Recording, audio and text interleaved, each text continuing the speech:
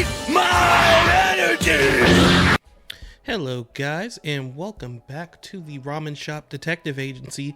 Please take a seat, hang up your coats, and grab whatever you like to eat or drink. We have a much shorter one compared to our last case file, but still a very important and very fun case file nonetheless. This is for the Yukina Rescue Arc, also known as the Tarukano's Stronghold Arc, or the initiation to the Tagoro brothers, whatever you'd like to call it. This arc is a very short one. This one is about as long as the Rando arc. In fact, I believe it's even shorter, only counting up to about 4 episodes. Or if you're looking at its manga counterpart, it is about 6 chapters. So this covers episodes 22 to 25 and manga chapters 45 to 50. So if you want to catch up and be up to date on that, please watch those episodes and or read those chapters. As always, these videos are to supplement and complement the source material, not to substitute for them. So, one last thing before we get into the case file. Again, as I remind you from what I said in the last video, this will be the last video for now. I will be taking June off. This should be going up June 3rd, so that'll be a Saturday. I'm recording it the Saturday before. We're getting it all finished up, and then I just gotta edit in some stuff and all that. It's a lot simpler of a video to make since we're doing it more podcast style.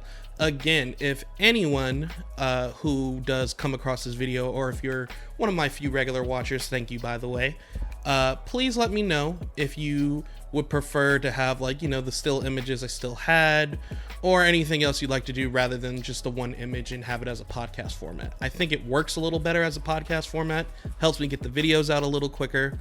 But if you disagree, let me know. Or if you have any other comments or concerns, I'd like to, while I'm off on my, wedding, honeymoon, vacation from this, to plan out a better structure for the videos, just so that they're a little shorter and a little more concise and organized and easier to get out. So if you have any suggestions for me, please let me know. But other than that, we're going to get started on these. As always, thank you guys for checking out the videos.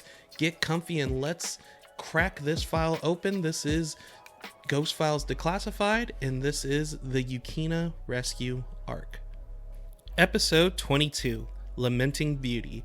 So our episode starts off very standard, very casual. Yusuke heading out so he's not late for school. His mom tossing him his book bag. Yusuke, smugly does his comments, does his thing, and starts running off to school, noticing that he's being followed by none other than Hiei. Hiei looks like he has something important to give him, handing off a videotape from Spirit World and leaving. So he's still doing his probation, still doing his necessary community service. But he watches Yusuke as Yusuke continues to head off to school, seemingly concerned about something. Once Yusuke gets to school, he asks Kuwabara, hey, you got a VCR at your house? And I know it's better than mine. Let's watch this tape. Kuwabara jokes, thinking it might be some kind of nudie photo, but Yusuke then states it's from Spirit World, and Kuwabara quickly replies with, no, I am not trying to get involved in any other demon-busting shenanigans. As they're going back and forth with that, Keiko shows up, wondering what the videotape is about, Yusuke trying to hide it, but Keiko showing concern. And Yusuke thinking back to how he essentially promised to tell the truth to Keiko from here on out. He reveals that the tape is from Spirit World about his next big case, but Keiko looks very confused at this response. Then she's like, oh, it's that detective agency you're interning at that Botan told me about. So I guess this is the next little case you're working on. Yusuke, confused by this response, later grills Botan about it. Botan saying, hey man, I did it for your own good. Normal people aren't supposed to know about Spirit World dealings. So she made up a lie to, hold Yusuke's reputation intact. Kuwabara then tells him to keep the chatter down, put the tape in so they can start watching it. And he also reminds Yusuke, whatever this case is about, he is not going. Sure. So they put the tape in. Koema has this corny little opening for like the film. They're all joking about it. Koema shows up, Kuwabara laughing at the fact Yusuke gets his jobs from what looks to be a toddler. And Botan stating that Koema probably made it a tape so he didn't get laughed at in person anymore. As they're watching the tape, Koema informs them that it's specially made so that anyone who doesn't have, spiritual powers or awareness will only see static and not what's going on, so they can keep things private. But then Shizuru kind of creeps into the room to drop some snacks in and notices that they're watching the tape. And I'm just like, hey, Shizuru, my girl is back. And being a Kuwabara, she is highly spiritually aware, so she can see what's going on in the tape too. Koema breaks down the case to Yusuke, stating that he will have to go on a rescue mission into the stronghold of Danzei Terukano, a black market dealing human who does all sorts of nefarious things, who has been holding a young demon girl hostage, an ice apparition known as Yukina. He's holding her hostage so he can milk pearls out of her. These pearls come out through the form of her tears. So he's forcing her to cry through various means of torture and other methods in order to get these stones to sell them. They're called the Hiroseki stones. So we get a view of Yukina's face so Yusuke can, know who he's looking for. And upon seeing the young, beautiful girl, Kuwabara instantly falls in love, gets to his feet, informs Yusuke, I think I'm in love, and immediately is ready to head out to help. Yusuke's like, I thought you weren't going. Kuwabara ignores that, asks his sister for $1 million to head out. She gives him a change purse with some money, and he runs off, of course, not knowing where they're going. So as Shizuru laughs it off and tells them, hey, you guys should sit down and eat your snacks, he's gonna be gone for a minute. They try to write off the fact that Shizuru saw the tape, saying like, oh, it should just be static. We're just watching static. But of course that doesn't work due to Shizuru's sixth sense. She saw the tape but doesn't really understand what's going on, thinking it's some silly thing. And she tells him to, hold tight until Kuwabara runs back after realizing he doesn't know where he's going. We eventually get Yusuke, Kuwabara, and Botan heading down to the stronghold, and we get a view of our villain, Terukane, an ugly looking motherfucker who is out to get these stones out of Yukina, but she has been refusing to cry recently, making it hard to milk any money out of her. This time though, Terukane has some help, and we are introduced to the Toguro brothers. This is our first view of the Toguro brothers, and I have to say, if you don't know the story of Yu Yu Hakusho and what's to come, I don't think they look like they're very much potential future villains.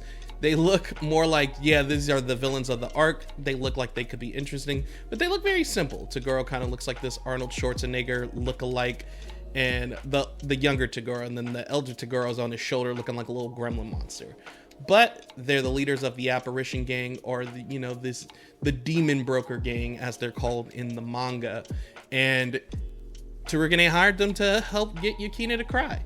So we have that going on as Yusuke, Kuwabara, and Botan are heading into the stronghold. They get off the bus and they are heading into the forest to go find it. Meanwhile, Terukane introduces the Toguro brothers to Yukina, who then, upon seeing them approach, tells the bird she's hanging out with to go away. We get introduced to her. Her dub voice is a little silly, it's a little kind of flat, but I think as the series goes forward, it worked for her character in the dub a little bit. But she turns her emotions off, looks cold, starts using her powers to freeze up the room. And Terukane informs the Toguro brothers that for a while now, they haven't been able to get her to cry. She's been holding back her emotions, she stoned herself off, so they can't get what they want out of her. The Toguro brothers approach. Toguro flicks his finger, putting a scratch on her cheek. Of course, Yukina doesn't even flinch. But upon the birds getting close again to her talisman-covered room, she tries to get them to leave so they don't get hurt. Toguro takes advantage of this, informing his older brother to grab the birds. We then see Elder Toguro show his powers for the first time, stretching his disgusting, nasty fingers out, grabbing the birds, holding them tight. As Yukina tries to stop them, our younger Toguro, our main Toguro, the big one, backhands her down, and he's like, your emotions got the better of you on this one.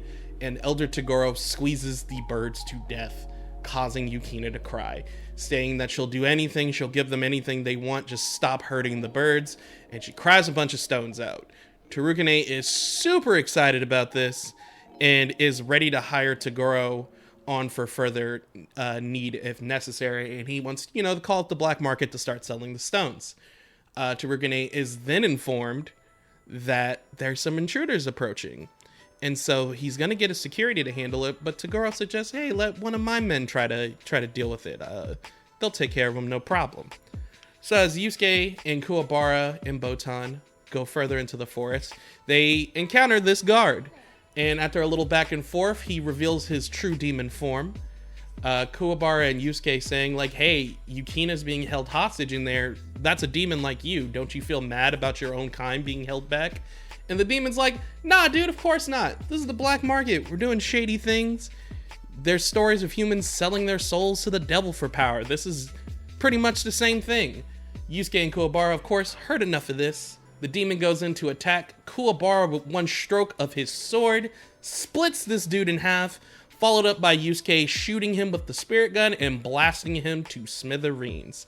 We then have our setup for the arc as Yusuke and Kuwabara get to flex for a good couple of episodes. I really enjoy this arc for that, but that thus concludes episode 22.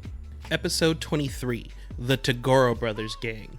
So as things are heating up with Yusuke and Kuwabara taking out the first enemy, Tarukane is a bit worried about things. Toguro said his men would handle it. Already one of his dudes is dead.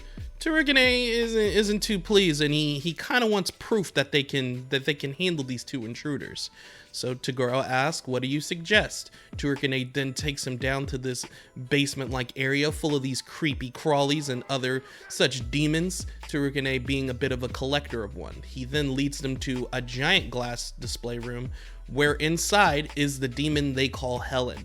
He says that it has been genetically engineered by black market doctors, and that is incredibly powerful and does not listen to commands. He then tells Toguro he wants him to beat it barehanded. Of course, Tarukane's bluffing, thinking that Toguro will back down, causing Tarukane to be able to get a discount out of him. But he's shocked as Toguro goes inside, takes his coat off, ready to fight this thing 1v1. Barehanded indeed. Tarukane says he didn't expect him to go in for real, and Toguro said you shouldn't have asked. He looks at Helen, says 30% strength will be enough, buffs himself up, saying he's not that impressive of a demon. All he can do is use his energy to make himself physically stronger. But as Helen goes in to attack, Toguro easily grabs its giant claw thing, holds it down, says he feels bad for the creature as he punches it and splits it in two in one single blow, killing Helen instantly.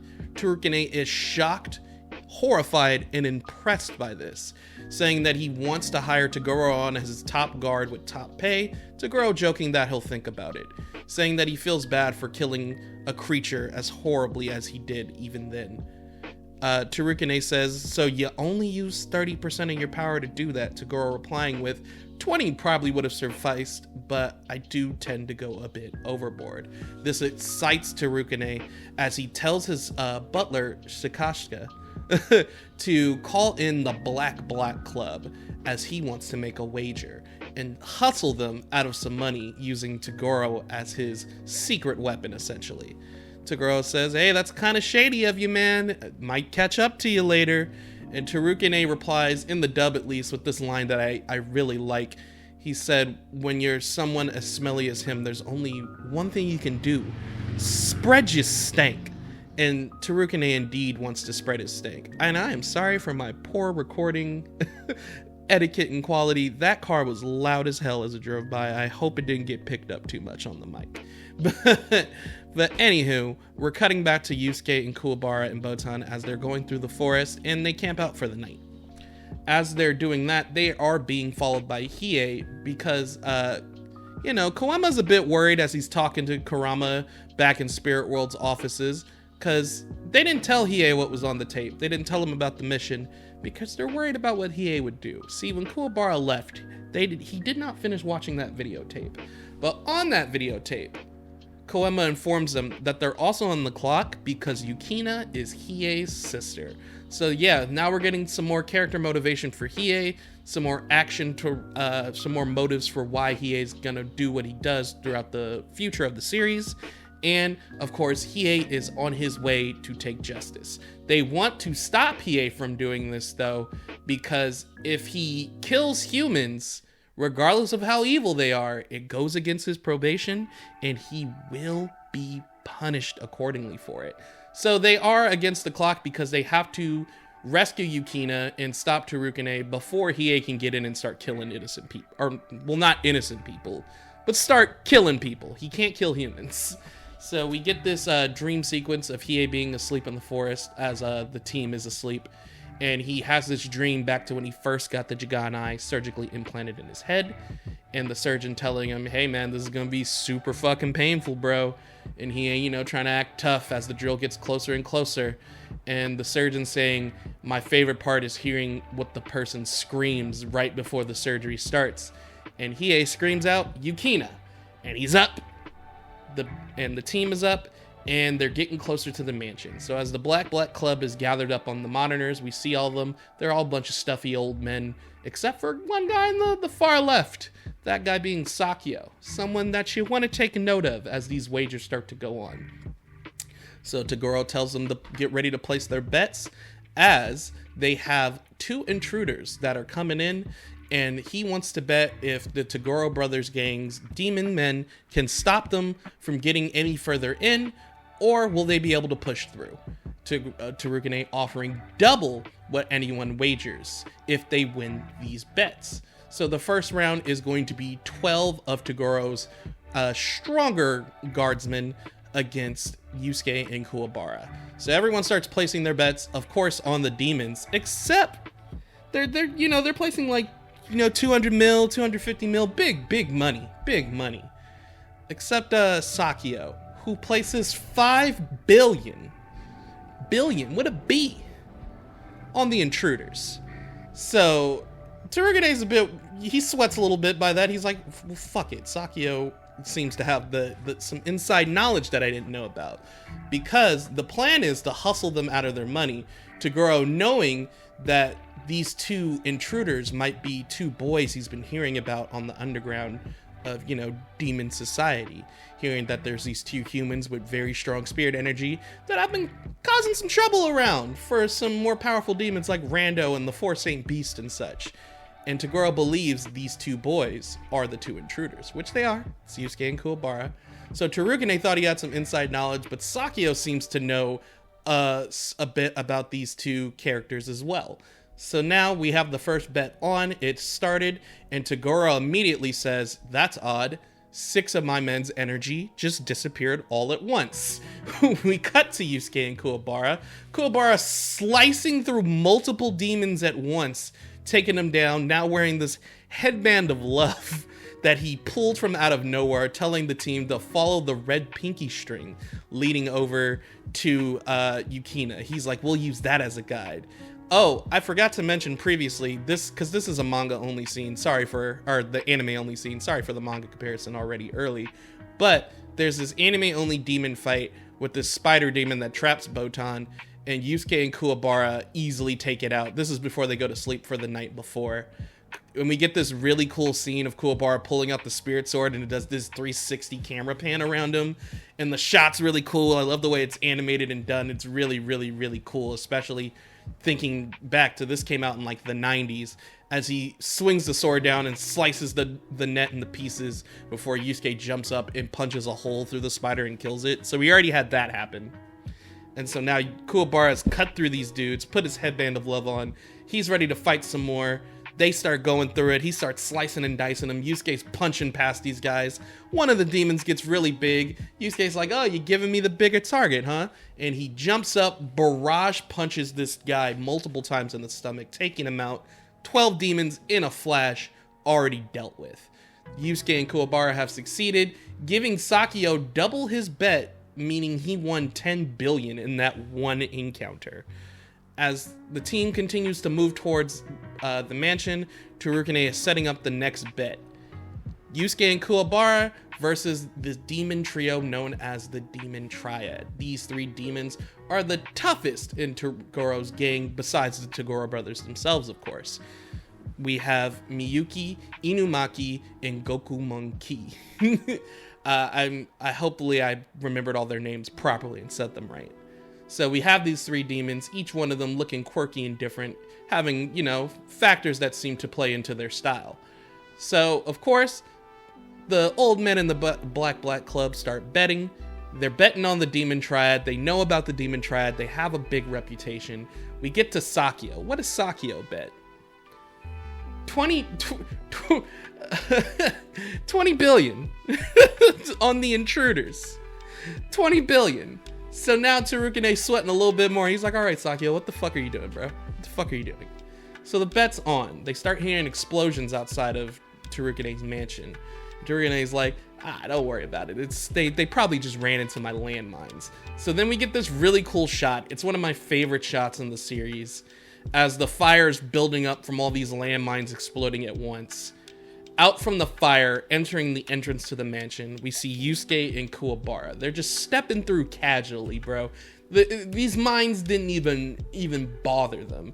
And they both swell up their spirit energy, and it makes this cool little spear as their power starts flexing around them. The smoke and the fire clears away from around them, and they're just ready for action, bro. And I love the shot. I love the scene. It stands out. It's one of the coolest scenes in the series, and we get them entering the mansion.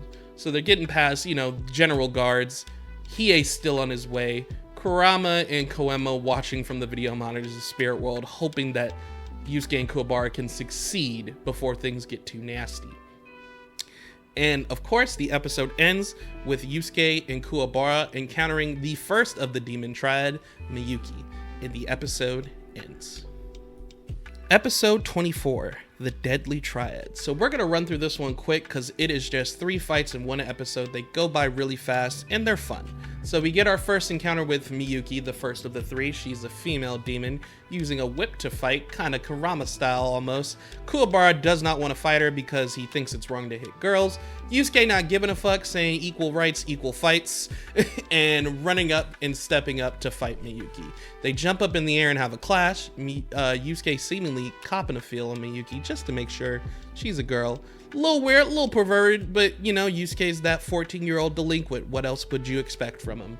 So the fight keeps going, and it looks like Miyuki's about to hang Yusuke with the whip as she broke through the ceiling to hold him up from. And Kuwabara's like, serves you right for doing what you did.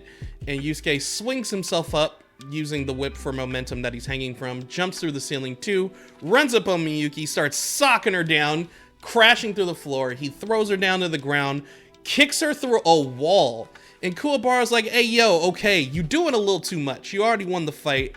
I'm gonna have to fight you out of principle for whooping this girl's ass so hard. And Yusuke's like, what do you mean? We're both fighters. And Kuwabara's just still standing by this don't hit girls, straight Sanji style kind of etiquette and class. Little outdated gentleman kind of type stuff. But Kuwabara, I guess, has the benefit of still being really young. He's like 14. So it's like, come on, dude. It's life or death out here. And Yusuke, then we get this scene, and I want to touch on it gently because, with today's climate, where Yusuke reveals that something didn't feel right on top, so he checked the bottom, and essentially he outs Miyuki as being trans. And Miyuki takes this as an insult, saying like, oh, you're attacking me violently because of, who I am and the nature of what I am. And Yusuke states like, it has nothing to do with that, and that you're just in the way. We're trying to save this girl. You're in the way. We're fighting. He picks her up and tosses her ass, and he says, if you're going to be a man, go all the way, not halfway. So I get the message. I get what Togashi was going for. He didn't have ill intent. It's a little messy. It's a little messy, I will say. It's like, I get where your heart was. It is dated. It is kind of dated. It's not too bad. I don't think it's like horrendously offensive, but it is a little rough around the edges. If Yu Yu Hakusho was to get some kind of animated remake, I could definitely see this scene still being done, but being retouched a little bit to make it a little less, I don't want to say offensive, because I don't think it was too offensive still. Personally, coming from me, the way I thought the scene was, I understand the intention, but I think it comes off a little rough. So I could see it being changed up just a bit to sensibilities. And if anyone in the comments has anything to say about trans people in a negative manner, you can go ahead and get away from the channel. Fuck off. I don't want you around. So, anywho, they've defeated Mayuki. There's 2 demons left. As they're running down the hall, Kuwabara comments, "What would you have done if Mayuki was a girl?" And Yusuke's like, "Do you think I would care? I just copped a feel."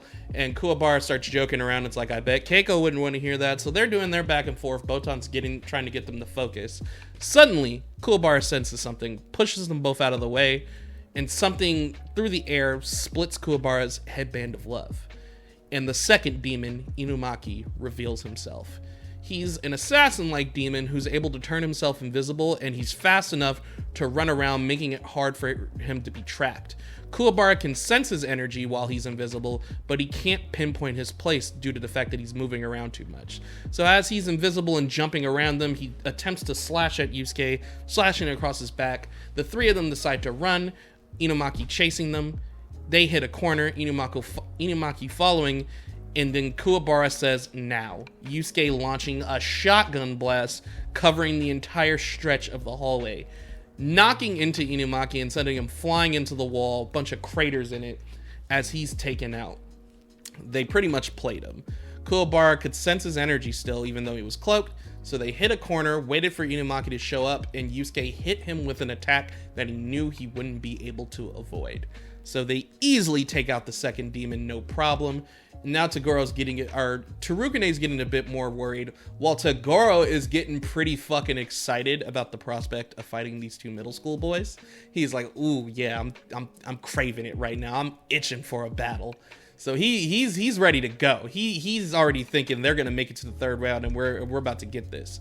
But there is still one more demon to fight. That is Gokumanki.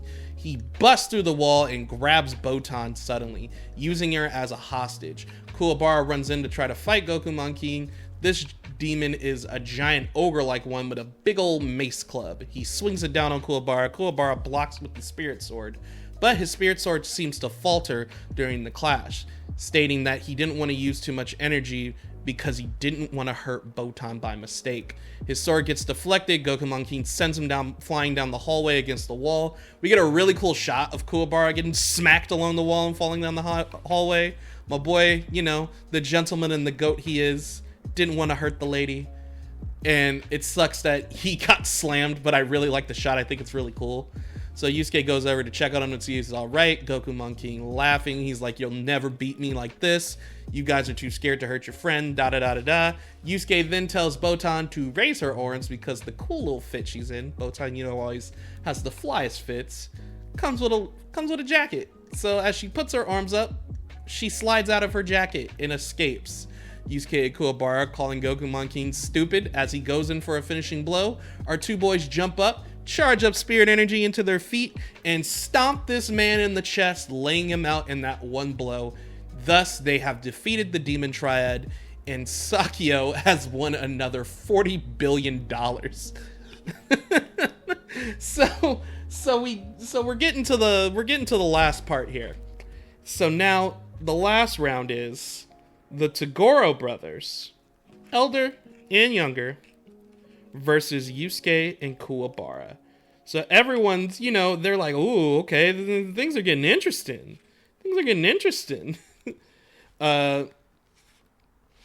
So now they're wondering how this bet's gonna go.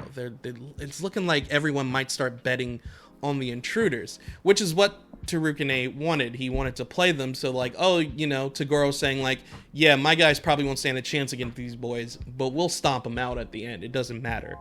So Tarukane's like, now they'll switch sides, bet on the intruders, and lose it all to Tarukane. He's trying to hustle them. Sakyo has been a thorn in his side, but at this point, he's like, "I still got my trump card. Everything's okay." Until he hears what Sakyo wants to bet. 66 trillion 200 million on the intruders. The music stops when this man says this, right? Everything goes quiet. And Tsurugine's like, come again?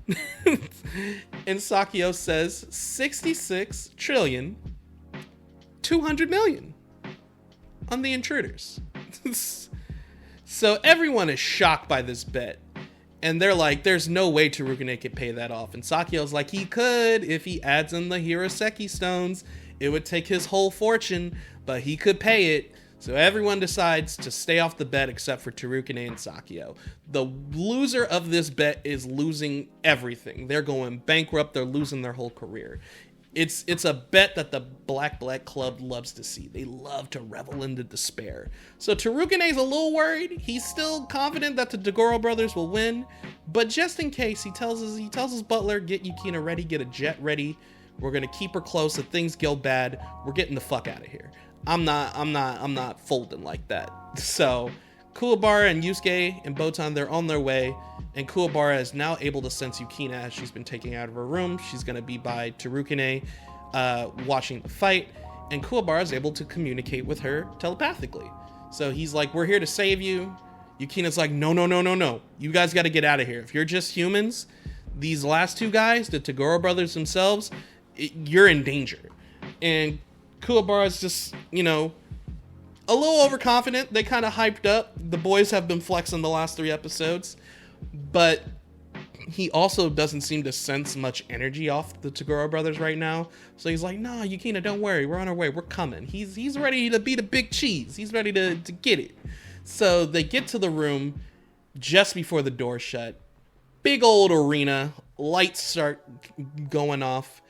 You can see in like a little spectator's room, like a control room up above, you see Tsurugine, Yukina, and his guardsmen. Below him are monitors with the Black Club watching. And in the arena with our 3 characters is Toguro, the Toguro brothers themselves, ready to fight. Kuwabara still doesn't sense any energy coming off of him. Yusuke doesn't either, but he feels this strange off feeling in the air. He's like, something is wrong. We are in trouble. Like, he can feel it. He can't feel their energy, but his instincts are just telling him that they're in danger. Kuwabara shrugging him off. He's focusing on his powers. He can't feel them with his awareness, but he's also not thinking clearly. They've been taking W's pretty easily so far. He sees Yukina. He sees the goal in sight. He's ready to win. So as we're closing out episode 24, the fight between these 4 people is about to begin, and it's a little surprising. Episode 25, Kuwabara's fight of love. So the fight begins. Toguro starts flexing, does 30% of his power, and his elder brother takes his shirt off and disgustingly bends himself into a sword. Now Yusuke and Kuwabara are really sweating because they can feel the energy coming off Toguro. And before they know it, this man has already rushed them and swung his sword down. Though he is big, he is incredibly fast. They just managed to get out of the way, Yusuke pulling Botan out of the way, and Kuwabara by himself jumping out of the way. Activates his spirit sword as Toguro runs up on this man immediately. Toguro swings his sword down, Kuwabara using all his might just to barely defend against it. As this is going on, Toguro goes for a punch to the gut. He's looking like he's about to ram his fist through Kuwabara's stomach. Kuwabara noticing just in time and jumping back. Still taking the blow, but not the full force of it to kill him. He goes flying into the wall though, his shirt ripped at the bottom, spitting up blood. He is not doing too hot after that one punch. Yusuke is shook as fuck by this, clearly. And Togoro's surprised that Kuwabara was smart enough to try to dodge at the last second. So things aren't looking too hot. Yukina is looking worried about it. Tsurugine is looking like he's about to win big. And Sakio's just calmly watching. Meanwhile, he is in the mansion. He is knocking out guards. Not killing them yet, thank goodness. But he's on his way to some slaughter for Tsurugine himself. That's what he's looking for. So as the fight continues, Yusuke tries his best to fight Toguro off. Toguro leaps into the air before Yusuke can get to him. Yusuke fires a shotgun blast, doesn't really work. Then he manages to try to outmaneuver Toguro for a point-blank spirit gun to the face. It looks like it lands until the smoke settles, and it's revealed that Elder Toguro bent himself from a sword to a shield, Toguro blocking the attack, and then starts wailing on Yusuke. So now Yusuke's down on the ground, craters are in the arena, Kuwabara can barely stand up.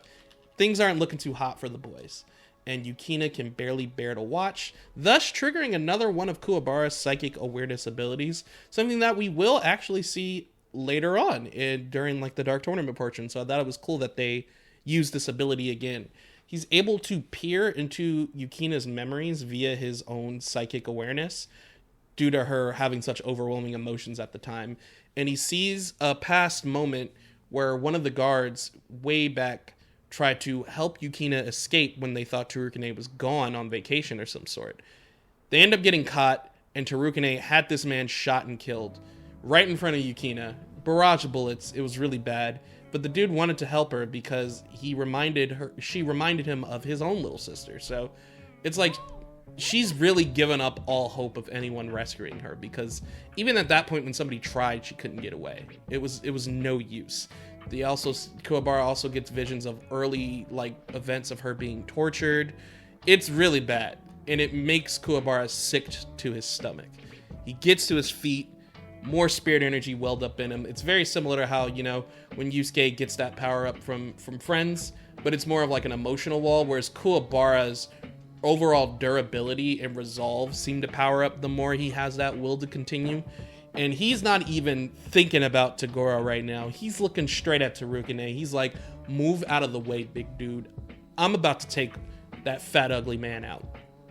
Terukine doesn't even care. He's not even worried. He's like, bro, you're not even going to reach me at this point. There's no chance. Kuwabara rushes in, swinging his sword. Toguro easily able to block each of the blows, knocking Kuwabara away. He lands next to Yusuke and Botan, where Botan's trying to help Yusuke up. And Kuwabara's like, look, Urameshi, I got a plan. We gotta go for it. They go over their plan. Yusuke's like, that's fucking crazy. And Kuwabara's like, please, Urameshi, we gotta do this. You didn't see what I saw. You didn't see what they did to her. So Kuwabara's not just doing this for the sake of like, look, man, I fell in love with this girl. It's love at first sight. He is angry. He is upset with the inhumane ways they were dealing with this girl. Demon or not, she's an innocent bystander on all of this.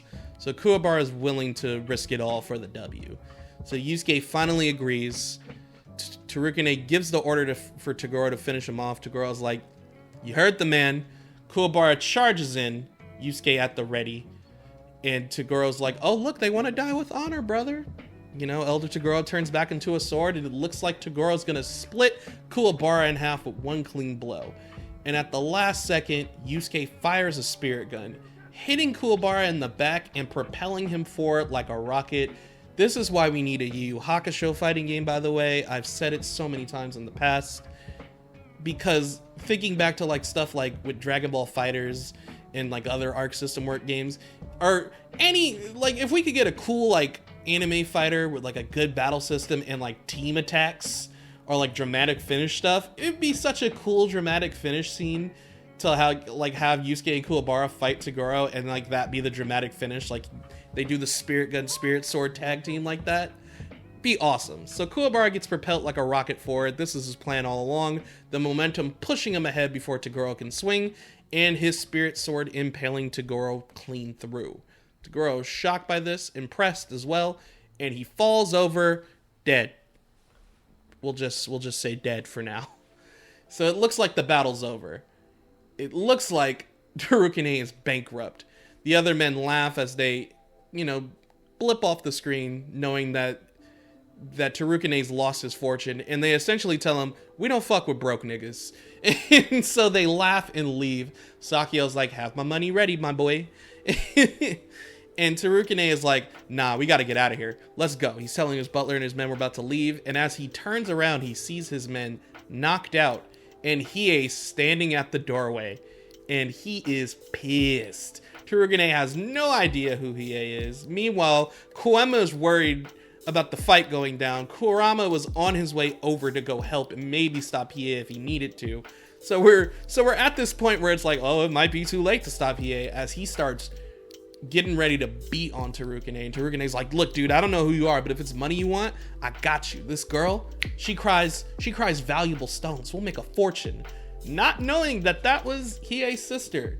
And that was the last straw for Hiei. He starts beating the fuck out of this man, as he should. I do not feel bad for Terukine at all. I would not have minded if Hiei killed him, but Hiei would have gotten in trouble for killing him. So before the final blow can be struck, Yukina tells Hiei to stop. Meanwhile, Botan, Kuwabara, and Yusuke can look up and see in the room that Hiei is there doing his thing, and they need to try to stop him. But Yukina has stopped him, saying, look, no more violence. You know, despite her being tortured, despite all of this, she still kind of has this kind heart and soul, even though she wants to be freed. And even though Terukine is this horrible, awful man, she's like, no more killing, enough. And so Hiei backs off. Keep in mind, Yukina does not know Hiei is her brother, and everybody knows Hiei is her sister, except for Yukina herself and Kuwabara, because he did not finish watching the videotape, and no one's told him yet. So at that point, Hiei leaves him be. Yukina, and them go down to check on Kuwabara and Yusuke. And Kurama is shown being in the room, just in case things were going to get pushed too far and Yukina maybe didn't get in the way. He was going to try to stop Hiei. So our team's all here, team's all involved a little bit, Yukina wonders who Hiei was, but he doesn't reveal who he really is, just saying he's a member of the team. So as Yukina goes down to check on Yusuke and Kuwabara, Yusuke's like, I'm good, but that dude, that big lug over there, he probably needs help. So she starts using her powers to heal. Kuwabara like begging her to forgive humans and not hate humans, and they're not all bad like that. But Yukina understands. Yukina actually likes humans. She knows the difference between good people and bad people, and she's not damning or hating all humankind. Get this really cute scene of like Kuwabara just with the big I'm in love eyes, the classic Kuwabara love stare, as he is entranced by this woman, and the episode ends, thus concluding the Yukina Rescue Arc. So yeah, very short one, only 4 episodes. We're just gonna get into these manga differences. There's a lot of cool, like very interesting differences a lot of people I'm sure don't know about, but we'll just run through them real quickly because they're not super big. There is one big one, and I'll touch on it first. First off, I lied. There's 2 big differences. There's 2 major differences. The first major difference between the manga and anime arcs for the Yukina Rescue is that there is a little prequel chapter event before the Yukina Rescue in the manga. It is chapter 45. It ends volume 5. It's Battle at Hell Housing Development. This chapter takes place shortly after the Forsaken Beast arc. Yusuke and Kuwabara are noticeably like sore from everything that happened during like what went down with the Forsaken Beast. Yusuke almost dying, Kuwabara giving him some of his life energy, and they're in a very weakened state right now. They can hardly fight, and the chapter goes into like 2 of these like it's like half human half demon people, kind of like these demon halfling people who can shapeshift are pretending to be Yusuke and Kuwabara and starting trouble with random gangs all around the city. So Yusuke and Kuwabara have to clear their good name before this big gang brawl breaks out and they get beat the fuck up. And the whole time they are struggling to even get around the city because their bodies are hurt. They take a step, bones start cracking and popping. It's not looking good for them. So even like normal guys can probably take them at this point. They can hardly defend themselves. Luckily, with the help of Hiei and Kurama, we get things evened out, and the perpetrators, these fake demon guys, end up getting beaten up by the surrounding gang members that were tricked once it's revealed that they were all being played. So that ends that. Kurama was being very helpful, but Hiei was only around simply because he had a videotape from Spirit World to give to Yusuke. He wasn't there just to help, he actually had business. And that's what ends volume 5. And that videotape is the videotape that leads into the Yukina Rescue. So that's one of the major differences. The other major difference is that Botan is not really involved in this arc at all in the manga.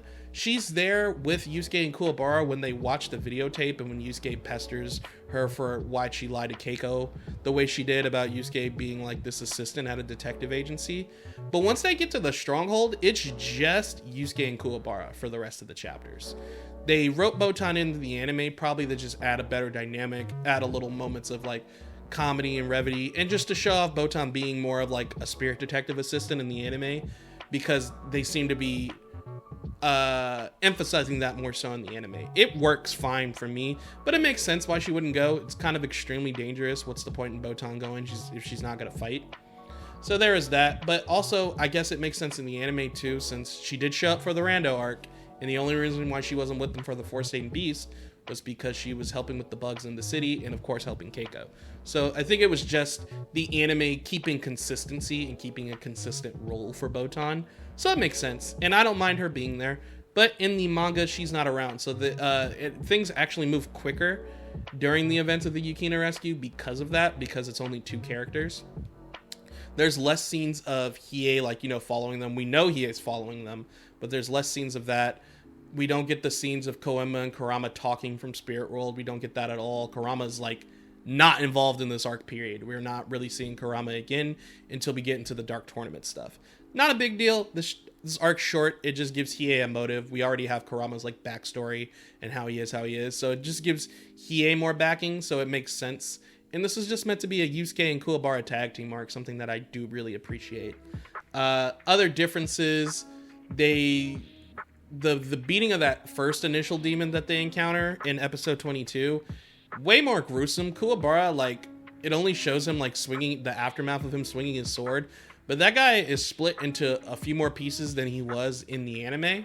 So, you know, a little more violent. That spider demon scene is not there. The scene with them taking out the 12 demons is a lot faster. In fact, Toguro states that they took them out in like less than 10 seconds total, I believe. Or I think it was even less than 6 seconds. It was very quick. They stomped these guys. The demon triad, 2 of them get taken out in like an episode or in like a chapter. Miyuki and Inumaki, the whole trans scene is a little more in the manga. I feel like the anime did a better job at handling it. Again, I get what Togashi was going for. It doesn't hold up. I think he does better in his later works, especially Hunter x Hunter. I think he handles trans issues in Hunter x Hunter way better. I think that's handled so well in Hunter x Hunter. So again, his heart was in the right place. He took interest in the concept, but I feel like it didn't land very well in Yu Yu Hakusho. Not to the point where it's like super offensive, but it's not like a shining achievement. But there's that. Inumaki got beat within the same chapter. Goku Monkin doesn't even get the scene. So like we have the scene, of course, because Botan's there. Botan being held hostage. The start of the chapter Goku Monkin is in is him just getting beat. He gets stomped out immediately. He didn't even get to introduce himself, display any abilities. He's just immediately beaten. It's so quick. The scene of Yusuke and Kuwabara entering the mansion grounds right at the point where the landmines go off. That scene's not there. There is no landmine scene. So we don't get that really cool shot in the manga. It's a cool anime only scene. I love that shot. It's not in there. It's not a big deal. Like I said, these are just small differences. The fight between the Toguro brothers and Yusuke and Kuwabara is noticeably shorter. It's a single chapter, of course, just like how it's a single episode. But usually anime episodes tend to use multiple chapters of a manga. So like it's almost 1-to-1, that manga chapter in the anime episode. They just kind of stretch out the fight. They add additional choreography in the anime to, you know, make the fight more full for an episode, which I don't mind. It made it really interesting. It made things more entertaining. It displayed Toguro as a stronger opponent, which also just, I'm pretty sure, of course, Togashi had it planned how big of a villain Toguro was going to be at this point. But I think it adds a layer to the idea of like, maybe he wasn't trying to reveal his hand too early and make it seem like Toguro was going to be this major overarching villain, because at that point we don't know much about him. We just know he's the leader of this underground demon gang, like the Toguro brothers gang, or like they're called like demon brokers in the manga. and they're just shady dudes, and he has more power than he puts on. It's the strongest villain they've faced so far, but you know, it's a shonen manga. The villains are going to get more powerful as you go along. So I feel like in the manga, he was trying to play it off as if Toguro was going to be this one-off guy just for this arc, you know? And it was just to give Yusuke and Kuwabara a reason to save Yukina, who is Hiei's sister, to tie it all together. So he was trying to, I think he was trying to frame it like that in the manga and not show off like, oh, Togoro's going to be a much bigger threat. And then after that, we immediately get the fact that Toguro is a bigger threat. But I'm sure that was shocking to like manga readers at the time when that chapter occurred and when that episode came out. Because if it was your first time seeing the series, you're not really expecting Toguro to be that. If you know nothing about Yu Yu Hakusho, I promise you probably did not expect Toguro to be as big of a threat as he was initially. Not until the next episode, next chapter, where it's like, uh-oh. So there's that. And that's pretty much it. It's very similar. The other differences are very similar to like what I said in the Four Saint Beast, where there's like, it just fleshes out the arc more to make it feel more full because it is short. They took 6 manga chapters and incorporated them, technically 5 because they don't use the Hell Housing development. So they almost one-to-one these 5 manga chapters into 4 anime episodes. So of course they added stuff in to make it feel more full. It's probably another reason why they added Botan in, because they just needed more scenes of that. Same thing with Kurama and the Koenma scenes back in Spirit World. So that's pretty much it between the differences. And so we'll just move into the overall thoughts and we'll wrap up. I really like this arc. It's honestly low-key my favorite arc in season 1. If I had to say, my favorite arc in Yu Yu Hakusho in general is Chapter Black. But if we're just talking about like the season 1 arcs, the cases that compose the Spirit Detective Saga, this one's kind of my favorite. Over the years, it's become more and more my favorite. It's kind of like how the Four Saint Beast arc I like more and more every time I watch it. This one's just kind of stuck with me in my heart. It's very short, but I think it's very fun. And one of the reasons why I like this arc, I tend to gravitate towards stories set in like a city or a small town, supernatural things that go bump in the night, detective kind of mystery things. And Yusuke is a spirit detective, but it's more so like a battle shonen kind of thing. This Yukina rescue felt more like kind of like a case thing. It's like, we gotta rescue this girl. She's being held hostage by this dude. Oh, the Toguro brothers gang is looming in the background, and like our characters don't know about it. We got encounter after encounter as we make our way closer to the mansion and inside the mansion. It's fun. And another reason why I like it, I love the synergy between Kuwabara and Yusuke. I think Yusuke and Kuwabara's dynamic as characters is really strong, and it's very much highlighted in this arc. Because it's just the two of them, especially in the manga. I feel like it's highlighted a little bit better in the manga just because Botan isn't there. It's still great in the anime. It's still fantastic in the anime, and Botan being there doesn't bother me much. But since the manga only has those two, they only have each other to talk to and bounce, you know, witty banter back and forth with. And I love this arc because they're flexing, bro. Like, the first 3 episodes, the first 4 chapters of this arc, they are just cruising through these guys. It feels nice after like with Rando and the Four Saint Beast, how our team kind of struggled through these cases. Now we're seeing Yusuke and Kuwabara just not struggle. We're seeing like the fruits of their labor. It's a good season 1 finale kind of thing because it shows how far they've come since the ordeal arc, since the beginning. Since Yusuke got revived, since Kuwabara was able to tap into his spirit sword. We now see like, yeah, dude, this training, all the events that took place, it was worth something. Because look how easy they're taking these guys out. These guys are supposed to be a lot stronger than what they face with the Four Saint Beasts. Not the Demon Goons, I'm sure they're pretty high level on their own. But like, you know, characters like the Triad and the Toguro brothers themselves, even though they were just testing Yusuke and Kuwabara, these guys are stronger than Rando and the Saint Beast. So it's cool how we see Yusuke and Kuwabara easily storm to the forest, easily beat the Demon Triad and storm into the mansion. And the only fight they really struggle with is the endgame fight, and that's because it's the Toguro brothers and it's the end of the arc. There has to be a layer of tension. And I think Togashi did that really well, showing like, damn, look at them go through this. Look at them go through, there's this looming obstacle at the end. and it balances out very well. Yusuke doesn't have a lot of character development this arc, but I think that's fine because it's going to set up such a major arc in the biggest arc in Yu Yu Hakusho is coming up after this. And it just is going to give Yusuke this amazing amount of growth and character development and screen time and this looming antagonist and this thread of a past that entangles three characters together so tightly.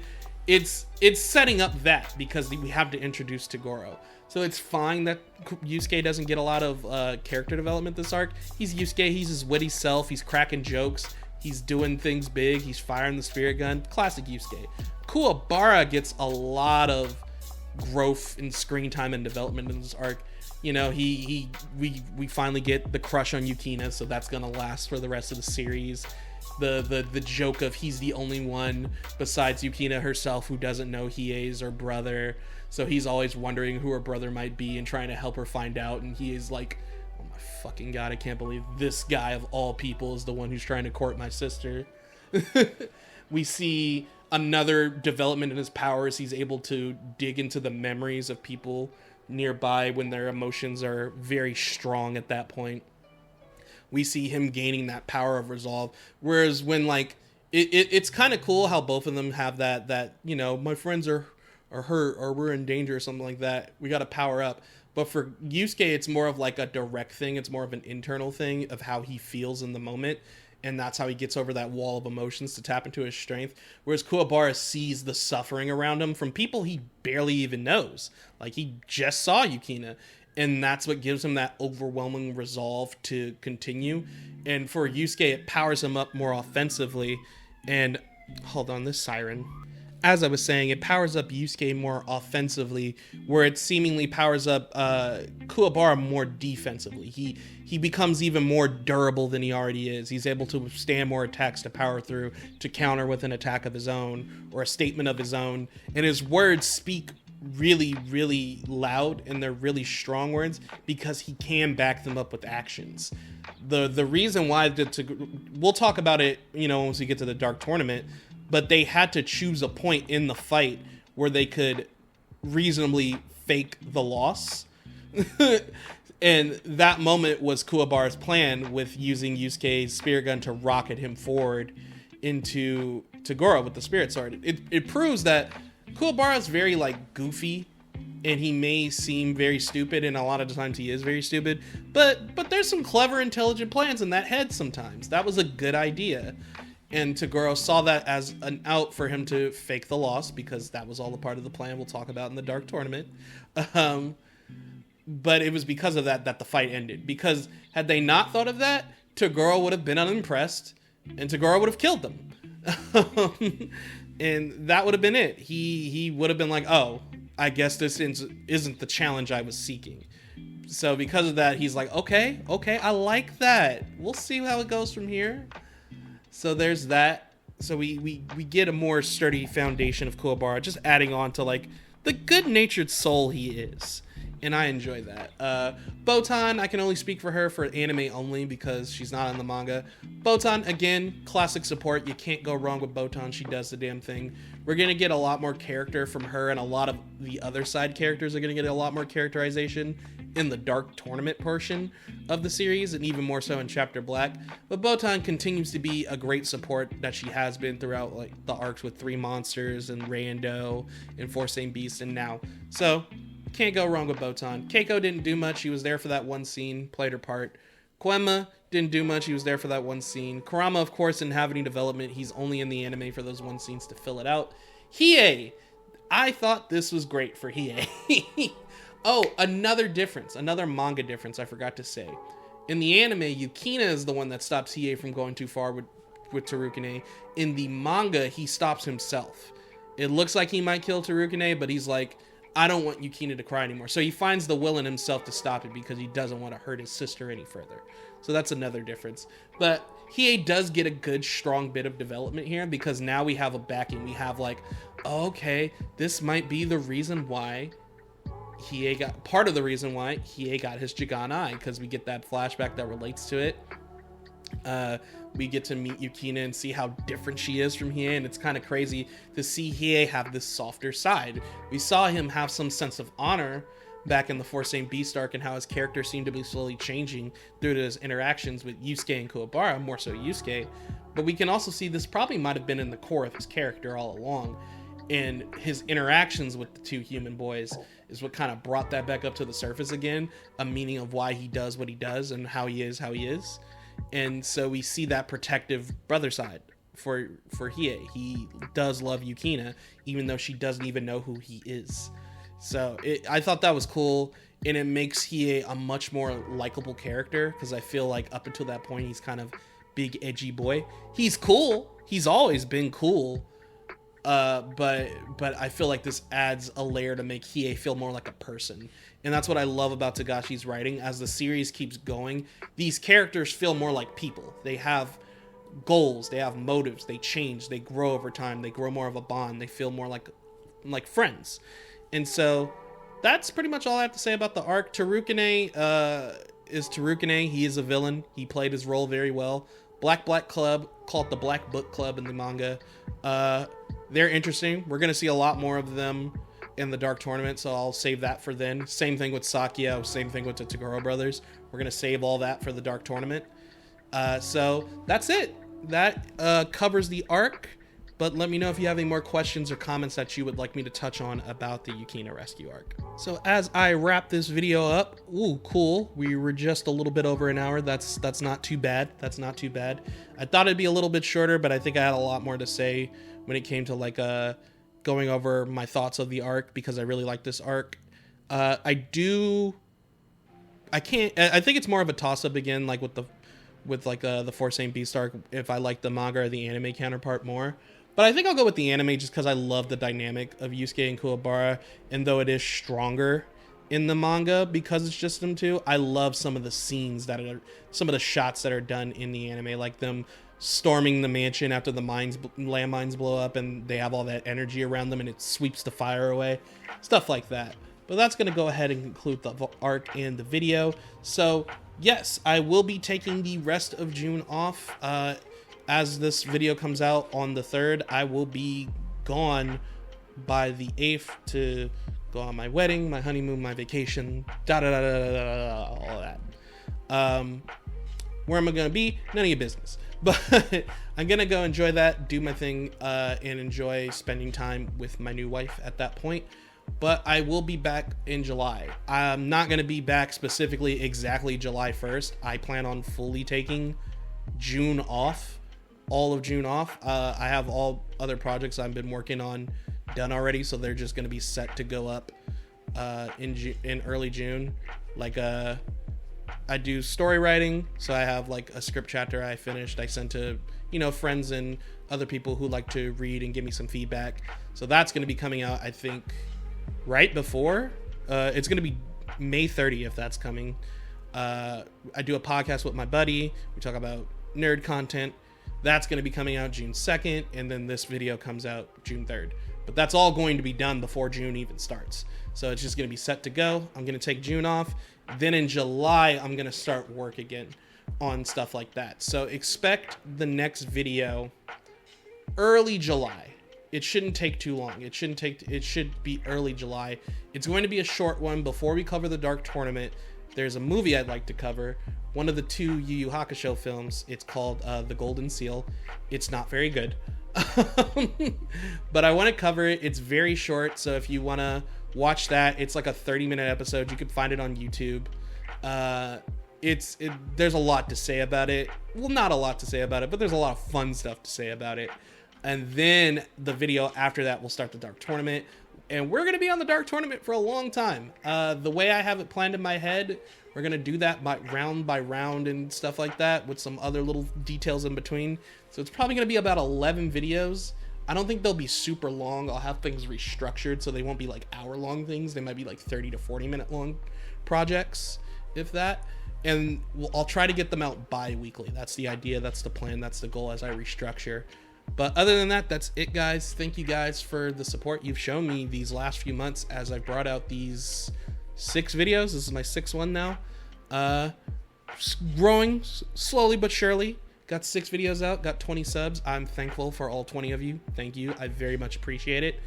Spread the word to friends if they are into Yu Yu Hakusho content or are just getting into Yu Yu Hakusho content. So your homework while I'm gone, watch the Golden Seal, watch and read through the Dark Tournament. You'll have plenty of time. It's the longest arc in the series, but you're going to have like a whole month to get through it. And then I'll see you when we start discussing that and cracking those files up. But thank you guys so much for the support. Feels nice to have, people watch the vids and be interested in it. So thank you. I'm not going to stretch this out any longer. Much love to you guys, and I will catch you after my vacation.